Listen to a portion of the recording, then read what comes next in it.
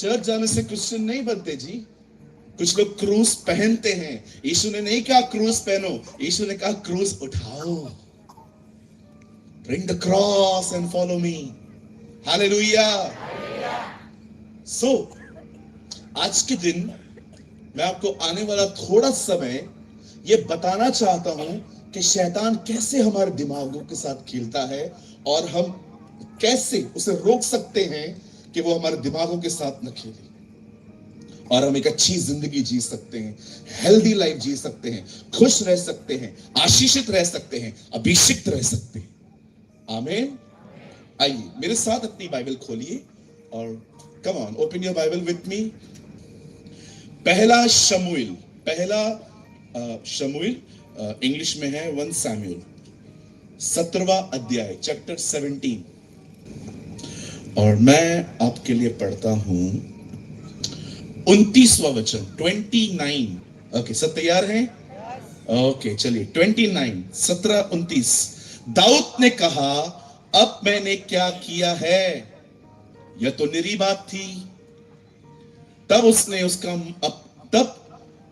उसके पास से मुंह फेर कर दूसरे के सम्मुख होकर वैसी ही बातें कही और लोगों ने उसे पहले के समान उत्तर दिया। यहां देखिए, हमारी बाइबल में एक किताब है, उसका नाम है पहला शमूएल। और उस किताब के अंदर एक ऐसी कहानी है जो सत्य घटना है, जो आई थिंक बहुत सारे लोगों ने संडे स्कूल और बच्चों को भी पता है ये बात। आई डोंट नो आप में से कितने लोग हैं जिन्होंने ये गीत सुना है, दाऊद ने गोलियत को गुमा गुमा के मारा। आता है? गुमा गुमा के मारा। अंडरस्टैंड, धन्यवाद। आज जो मैं बोलूंगा आप समझोगे, ठीक है? आइए सामने देखिए, बाइबल कहती है एक दिन परमेश्वर ने दाऊद का अभिषेक किया। इज़राइल में जब भी एक नबी किसी का अभिषेक करता था, इसका मतलब क्या था? ऑयल उंडेलने का, कि आज से तू अलग किया गया है, यू आर डिफरेंट। अभिषेक का मतलब सिर्फ एक तेल उंडेलना नहीं होता था, अभिषेक का मतलब होता था आपको अलग किया गया है और परमेश्वर उस व्यक्ति के ऊपर अपनी सामर्थ को उंडेलता था। दाऊद अलग किया गया था, he was anointed by God। क्यों परमेश्वर ने उसको चुना? क्योंकि दाऊद के पास एक अच्छा हृदय था। बहुतों के पास अच्छा दिमाग होता है, पर दाऊद के पास एक अच्छा हृदय था। आप बहुत लोगों को देखेंगे, उनको बोलेंगे 2 और 2 4, 4 और 4 8, 8 और 8 16, 16 16 32, 32 32 64, 64 64 128, 128 128 256। They have a clever mind, but दिल अच्छा नहीं होता। बहुतों से बदतमीजी से बात करते हैं। ऐसे बहुत लोग होते हैं जिनके पास एक शार्प माइंड होता है, पर दाऊद के पास एक अच्छा दिल था।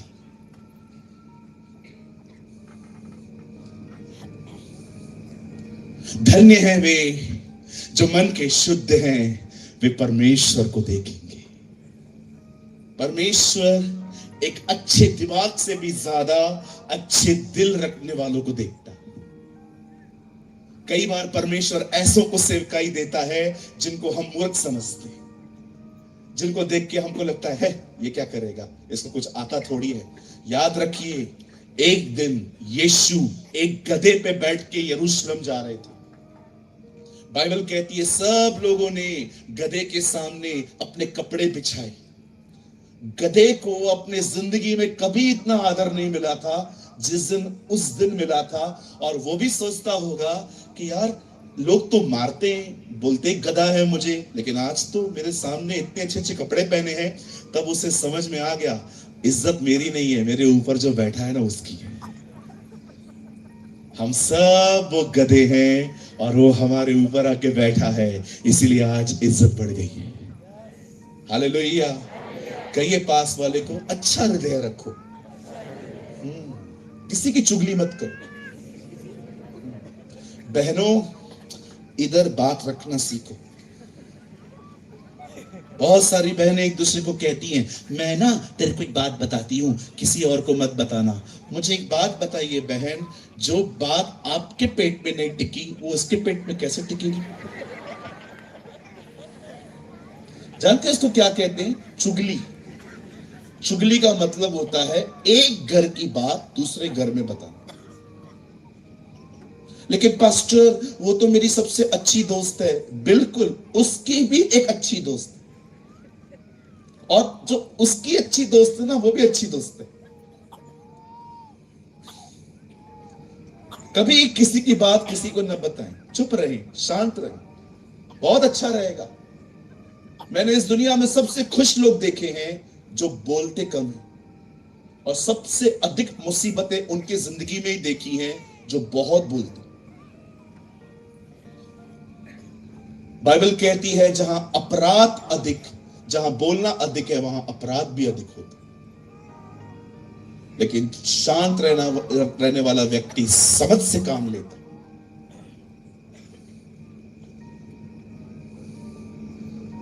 हालेलुया। आप जानते हैं, वचन कहता है परमेश्वर ने दाऊद का अभिषेक किया।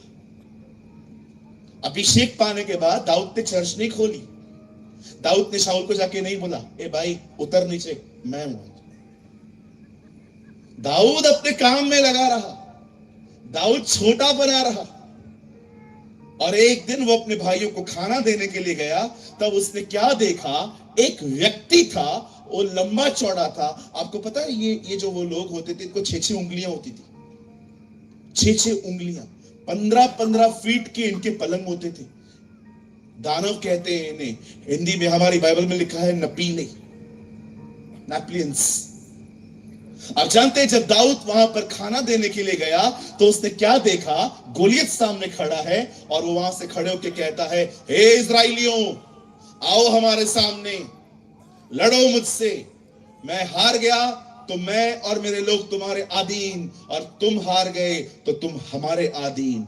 बाइबल कहती है उन दिनों में राजा शाऊल था। शाऊल को जाके बात करनी चाहिए थी कि हाँ हम तुझसे लड़ेंगे, लेकिन वचन कहता है शाऊल डर गया था और उसका मन कच्चा हो गया। देख रहे हैं, मन कच्चा हो गया था। जानते हो कच्चे मन का मतलब क्या होता है? जल्दी निराश हो जाना। मुंबई में एक ग्रुप था, 10 लड़के 6-7 लड़कियां थी, आपस में पढ़ाई करते थे ये लोग।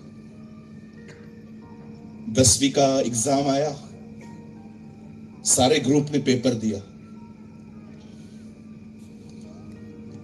एक दिन एग्जाम देने के बाद जब पहले एग्जाम खत्म हो गए तो ग्रुप बना के ये लोग मैकडॉनल्ड्स में बर्गर खाने के लिए चले गए। और जब ये लोग बर्गर खा रहे थे तो एक लड़के ने वहां पर खड़े खड़े लड़की के साथ मजाक में बोल दिया, तू तो फेल ही होने वाली, तेरे को तो केटी लगेगा ही लगेगा।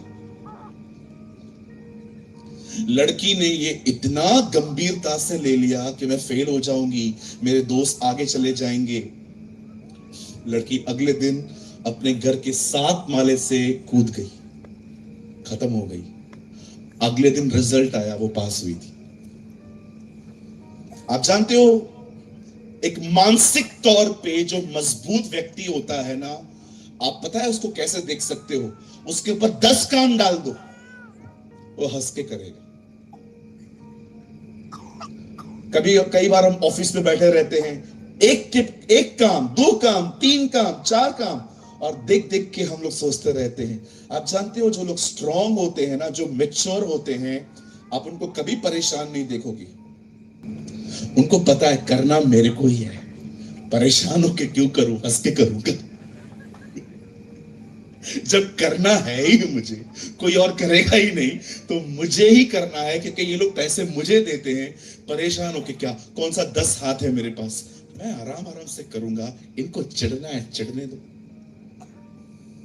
आपको पता है हमारे मुंबई में एक स्टेशन है, उसका नाम है दादर। कोई आया है दादर कभी? मतलब मैं पास्टरों को बोलना चाहता हूं, दुष्ट आत्मा नहीं निकलता है ना, दादर पे खड़ा कर दो। हमारे दादर पे, हमारे बॉम्बे में एक स्टेशन है दादर, उसकी सबसे खूबसूरत बात बताता हूं। आप उधर खड़े रहो, खाली आपको ट्रेन में चढ़ा भी देंगे और आपसे आपको बाद में उतार भी देंगे। आपको कुछ भी नहीं करना, आपको सिर्फ खड़ा रहना। कभी कभी दादर पे झगड़ा होता है, डोंबिवली तक मारते। एक दिन मैं खड़ा था, फर्स्ट क्लास में था, मेरे हाथ में हैंडल था, मैं पेपर पढ़ रहा था, तो मेरे बिल्कुल बाजू में वुमेन्स का कंपार्टमेंट था, बहनों का डब्बा था। तो एक औरत आई, तो उसने उसको बोला कि आगे बढ़ो। हमारे बॉम्बे में ऐसा है, एक सीट पे 4 बहनें बैठती हैं, मतलब 3 लोग सीधे बैठेंगे, एक ना थोड़ा ऐसा बैठेगा, फिर ऐसे ऐसे वो घुसता है। मस्त है हमारा, मस्त है हमारा, यू नो। वो आई, उसने बोला ए आगे बढ़ो, तो उसने बोला क्या है, हाँ जगह है क्या इधर? अल्लाह, झगड़ा हो गया। इतना बाल खींचा उन्होंने एक दूसरे का, और मैं देख रहा था। मैं खुदा से कह रहा था, खुदा कितनी छोटी सी बात थी, इतना लफड़ा। बाद में पुलिस आई, उन दोनों को छुड़ाया, दोनों को अंदर किया, दोनों का पास जब्त किया। और मैं सोच रहा था झगड़ा हुआ क्यों? पता है क्या हुआ? जब लोग नौकरी पे जाते हैं ना, इतना प्रेशर लेते हैं, इतनी गाली खाते हैं बॉस की, वो पूरी फ्रस्ट्रेशन है ना, यहां उतरती। कई लोगों को देखो आप, खाली थोड़ा सा उनकी गाड़ी टच करके देखो, वो बाहर आएंगे और देखेंगे, और वो अंदर बैठा, बाहर बाहर। अबे क्या बीवी का घर पे मार खा के आया है? बाहर। फिर बाहर जाते, क्या है क्या है क्या? अरे क्या हुआ, कुछ लगा? लगेगा तो बात में बोलेगा क्या? आपको पता है क्यों लोग इतने परेशान हैं आज? क्योंकि मानसिक तौर पे कमजोर है, स्ट्रांग नहीं है। That's why they are so weak. एक मजबूत व्यक्ति, पॉल कहता है इफिसियों 6:10 के अंदर, प्रभु और उसकी शक्ति में बलवंत बनो। पॉल कहता है B strong in the might of God, मजबूत बनो। वो एक जगह पर भी इफिसियों के लिए ये प्रार्थना नहीं करता कि ये लोग मजबूत, ये लोग कंफर्टेबल लाइफ जिए। आप पढ़ के देखिए, बाइबल में किताब है इफिसियों, वहां पर पॉल उनके लिए ये प्रार्थना नहीं करता कि हे परमेश्वर इनकी जिंदगियों को पूरी तरह से आराम से बना दे। वो वहां पर कहता है मैं प्रार्थना करता हूं कि ये पवित्र आत्मा के द्वारा अपने भीतरी मनुष्य में बलवंत बने, स्ट्रांग बने। देखो यहां देखो भाई, जब तक आप जिंदा हो तकलीफें खत्म नहीं होने वाली। मुझे इस पूरी बाइबल में एक वचन बता दीजिए जहां पर लिखा है कि एक दिन सारी तकलीफें खत्म हो जाएंगी। दिखाइए, लीजिए मेरा बाइबल। हमारे चर्च में एक बहन आई, पास्टर, मैंने कहा हाँ दीदी, प्रार्थना करिए मेरे लिए। क्या प्रार्थना करूं? प्रार्थना करिए मेरे ऊपर कभी भी तकलीफ नहीं आना चाहिए।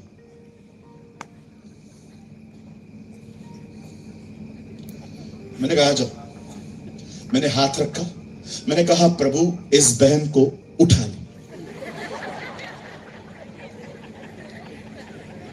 आपको लगता है ना मैं मजाक कर रहा हूं, मैंने सच्ची में ये प्रार्थना की। आपको करवानी है आप भी आओ, मैं आपके लिए भी कर सकता हूं।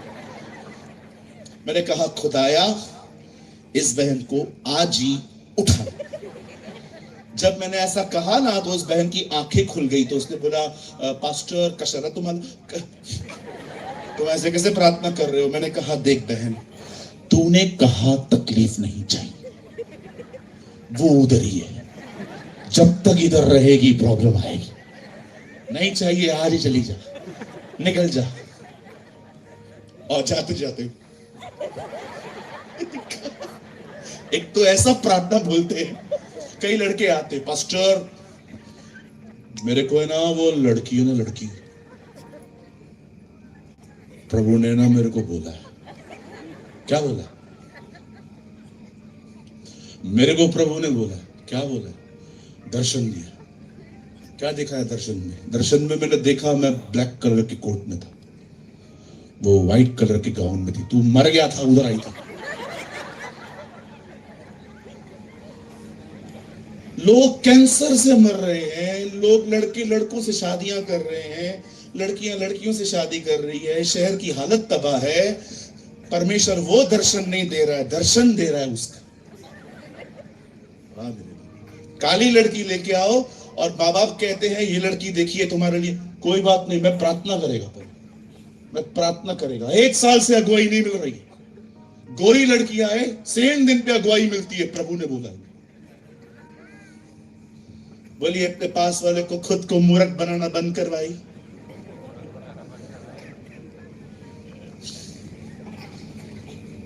आजकल कई बहनों को भी बोलो आपका शादी मैं नहीं हो रहा है। क्यों?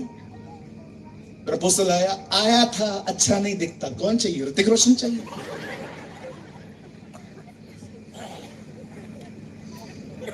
कैसे घूर घूर के मेरे को देख रही है। हालेलुया। मेरे भाइयों मेरी बहनों, खूबसूरती कुछ ही समय के लिए। पता नहीं आज की पीढ़ी को क्या हो गया। जब दाऊद का अभिषेक हुआ वो अलग किया गया। बाइबल कहती है शाऊल का मन कच्चा था, जल्दी परेशान हो जाता था। He discouraged so quickly, the Bible says. आप पूरी बाइबल में पढ़ के देखिए, आपको एक जगह नहीं मिलेगा कि गोलियत ने किसी को मारा था उनके सामने। वो सिर्फ बातें करता था, बातें। और ये लोग उसके शब्दों पे इतना ध्यान देते थे कि डरते थे। आप पूरी बाइबल में पढ़ के देखिए, वो सिर्फ बात करता था। आओ लड़ो, मैं ये कर दूंगा, मैं वो कर दूंगा। उसने कभी एक आदमी को नहीं मारा था, सिर्फ टॉक करता था, बात करता था, वो बात करता था। और ये लोग उसके शब्दों पे इतना। कभी सोचा आपने एहलिया 850 नबियों को मारने वाला व्यक्ति एक औरत की धमकी से डर गया? क्यों? क्योंकि उसने शब्दों पर ध्यान दिया। खाली शब्द शब्द नहीं होते, शब्दों के पीछे आत्मा होती है।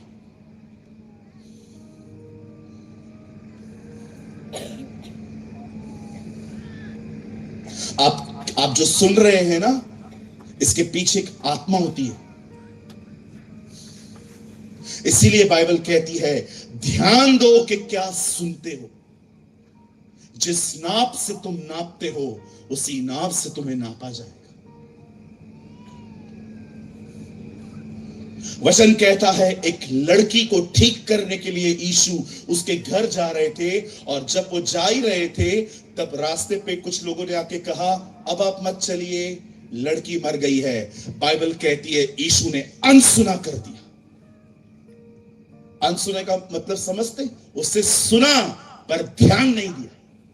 जब परमेश्वर का पुत्र अपने विश्वास की रखवाली करता है तो हमें कितनी करनी चाहिए। जब मैं इस पुस्तक को लिख रहा था तब मैंने उसमें एक बात लिखी, परमेश्वर के अनुग्रह से। यीशु के समय में मोबाइल नहीं था, यीशु के समय में लैपटॉप नहीं था, यीशु के समय में कंप्यूटर नहीं था।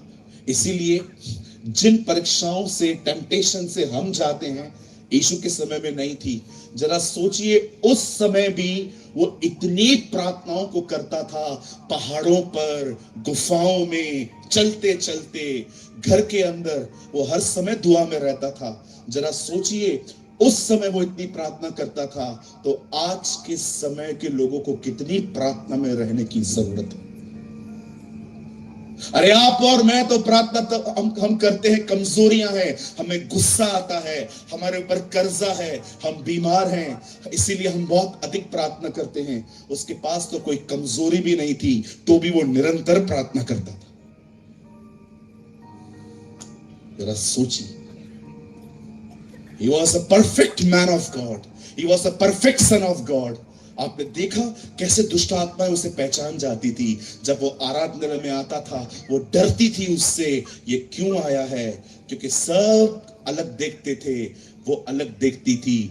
पूरी दुनिया देखती थी कि वो एक कारपेंटर है, लेकिन दुष्ट आत्माएं जानती थी ये जगत का न्यायी है, यही एक दिन सब कुछ खत्म करेगा।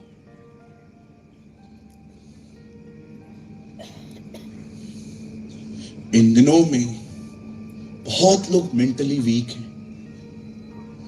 कई लोग कहते हैं यार मर जाएं यार, खत्म हो जाएं यार, परेशान हो गया हूं। सर, खुदा ने आपको ऐसा नहीं बनाया।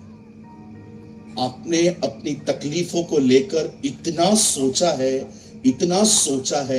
इसीलिए आज आपकी मानसिक हालत ऐसी हो चुकी है। मैं निवेदन करता हूं आपका एक भाई होने के नाते, ये देखिए, हाथ जोड़ के कभी अपनी जिंदगी लेने की हिम्मत मत करना। आप नहीं जानते हैं, आप दूसरों की जिंदगी नरक बना के चले जाओगे। मैं ऐसे भाई बहनों को जानता हूं जिनके परिवार में लोगों ने सुसाइड किया, आज वो जिंदा लाश है। हमारे कलीसिया में भी आते हैं ऐसे लोग। कई लोगों से मैं पूछता हूं क्या हुआ, कहते हैं भाई ने खुद को मार दिया, चला गया खुद।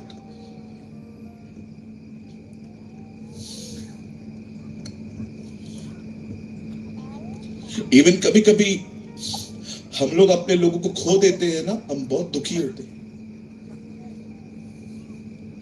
बाइबल में एक किताब है, उसका नाम अय्यूब है। 6000 ऊंट थे उस आदमी के पास, कई हजार भेड़ बकरियां थी, और एक ही दिन में उसका सब खत्म हो जाता है। और एक दिन परमेश्वर उसे सब दुगना लौटा के देता है। जिसके पास 6000 ऊंट थे, प्रभु उसको 12000 ऊंट दे देता है। जितने घोड़े थे, जितने उसके पास जानवर थे, सब डबल देता है। पर आप जानते हैं उसके जो 10 बच्चे मरे, परमेश्वर उसे 20 करके नहीं देता। आप पढ़ के देखिए, बच्चे उसको 10 ही मिले। बच्चे भी 20 मिलने चाहिए, लेकिन परमेश्वर ने उसे 20 बच्चे नहीं दिए, 10 ही दिए। क्यों? क्योंकि हमें लगता है वो मर गए, परंतु उनमें से कोई नहीं मरा है, सब परमेश्वर के साथ है। जो मसीह में मरते हैं वो सोते हैं, एक दिन प्रभु आएगा और उन्हें वापस ले आएगा। That's the truth of the Bible। इसीलिए बाइबल कहती है लाजर सो गया था, यीशु ने कहा मैं उसे जगाने जा रहा हूं। मैं आप में से हर एक को एक उम्मीद देना चाहता हूं, जितने भी लोगों को आपने मसीह में खोया है, एक दिन आप उन्हें वापस पाएंगे, एक दिन आप उनको वापस देखेंगे यीशु मसीह के नाम। हालेलुया। इसीलिए पौल कहता है हम उनकी तरह नहीं हैं जिन्हें कोई आशा नहीं है, क्योंकि हम जानते हैं जो मसीह में मर गए हैं, परमेश्वर उन्हें वापस मसीह में ले आए।